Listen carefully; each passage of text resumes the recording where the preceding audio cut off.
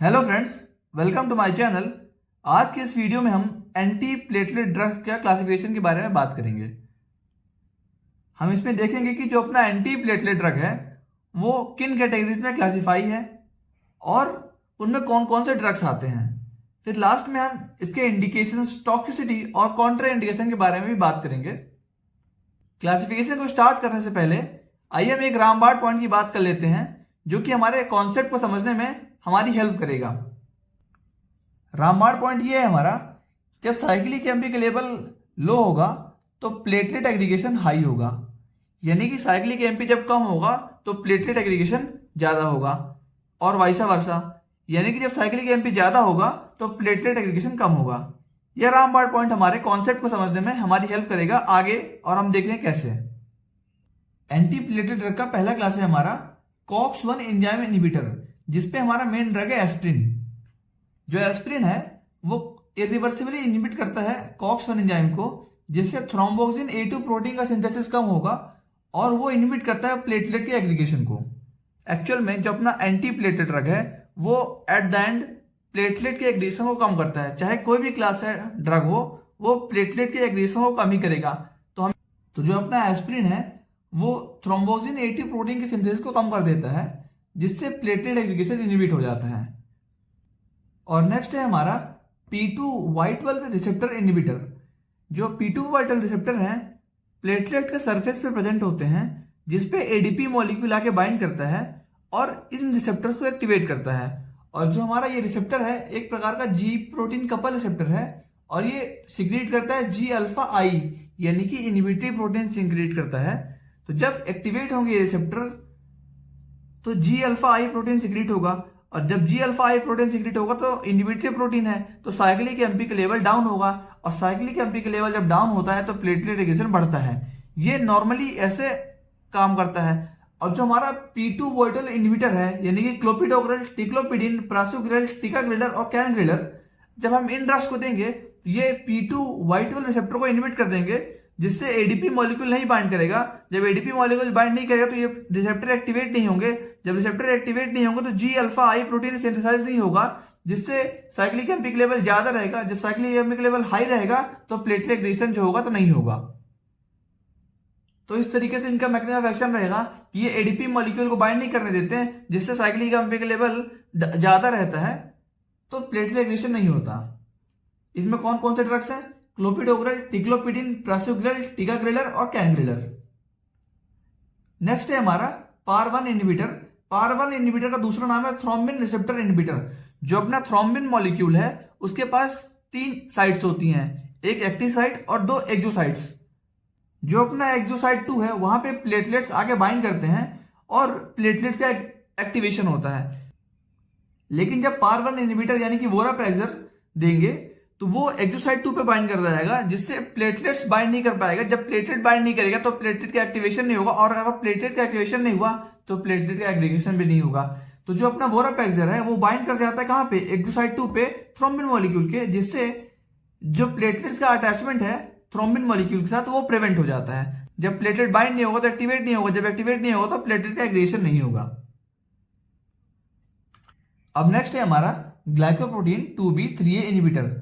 जो glycoprotein 2B3A receptors हैं हमारी प्लेटलेट के सरफेस पे प्रेजेंट होते हैं। जब इस पे वॉन विलिब्रेंट फैक्टर आके बाइंड करता है तो प्लेटलेट का एक्टिवेशन होता है। और जो अपने इनहिबिटर्स हैं जैसे कि एप्सिक्जिमैब, एप्टिफिबाटाइड, टायरोफिबेन, ये जाके इन्हीं ग्लाइकोप्रोटीन में बाइंड कर जाते हैं, जिससे वॉन विलिब्रेंट फैक्टर के अटैचमेंट को ये रोक देते हैं। जब वॉन विलिब्रेंट फैक्टर अटैच नहीं होगा प्लेटलेट से तो प्लेटलेट एक्टिवेट नहीं होंगे, और जब प्लेटलेट एक्टिवेट नहीं होंगे तो उनका एग्रीगेशन नहीं होगा। इस तरीके से ये प्लेटलेट के एग्रीगेशन को स्टॉप करेंगे और रोल प्ले करेंगे एंटी प्लेटलेट ड्रग में। अब लास्ट है हमारा फॉस्फोडाइस्टरेज इनहिबिटर। जो फॉस्फोडाइस्टरेज एंजाइम है वो साइक्लिक एमपी के मेटाबॉलिज्म में हेल्प करता है, और जो अपना डाइपाइरिडामोल है वो फॉस्फोडाइस्टरेज इनहिबिटर होता है। तो जब फॉस्फोडाइस्टरेज इनहिबिटर देंगे तो फॉस्फोडाइस्टरेज एंजाइम इनहिबिट हो जाएगा, जिससे साइक्लिक एमपी का मेटाबॉलिज्म रुक जाएगा। जब साइक्लिक एमपी का मेटाबॉलिज्म रुक जाएगा तो साइक्लिक एमपी का लेवल बढ़ जाएगा, और हम रामबाण से ये जानते हैं कि जब साइक्लिक एमपी का लेवल ज्यादा होगा तो प्लेटलेट एग्रीगेशन कम होगा। जब साइक्लिक एमपी का लेवल बढ़ा तो प्लेटलेट एग्रीगेशन घट गया।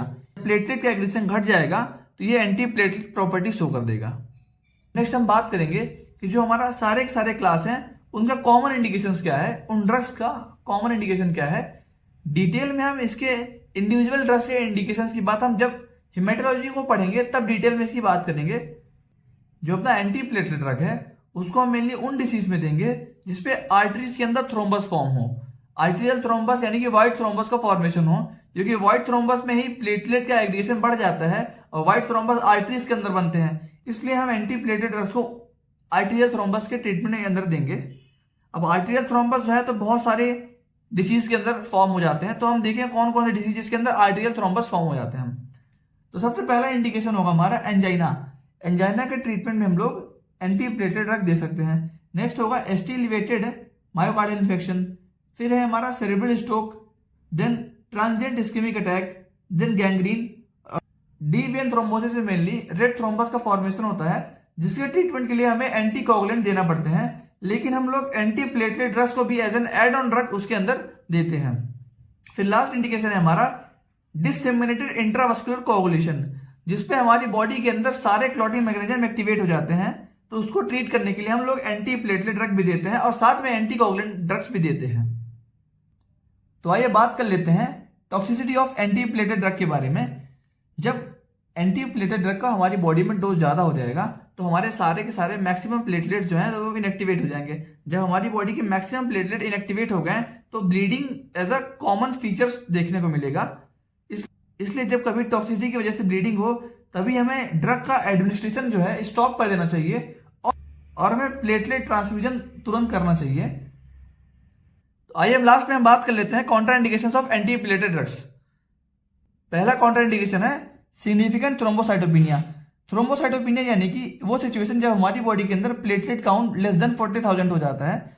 उस सिचुएशन में हमारी बॉडी के अंदर प्लेटलेट काउंट बहुत कम है और ऊपर से हम एंटी प्लेटलेट रख देंगे तो और भी प्लेटलेट जो बचे हुए हैं वो भी इनएक्टिवेट हो जाएंगे, जिस वजह से हमारी बॉडी के अंदर ब्लीडिंग डिसऑर्डर्स देखने को मिल सकते हैं। इसलिए उस केस में हम लोग एंटी प्लेटलेट ड्रग को नहीं देंगे। नेक्स्ट कॉन्ट्राइंडिकेशन है हमारा मेजर सर्जरी के केस में, क्योंकि ऐसी सर्जरी जिसके अंदर ब्लड लॉस होने का चांस है उस केस में हम लोग एंटी प्लेटलेट ड्रग नहीं देंगे, क्योंकि जब ब्लड लॉस होने का चांस है और ऊपर से एंटी प्लेटलेट ड्रग देंगे उस केस के अंदर ब्लीडिंग होने के बहुत चांसेस हो जाते हैं।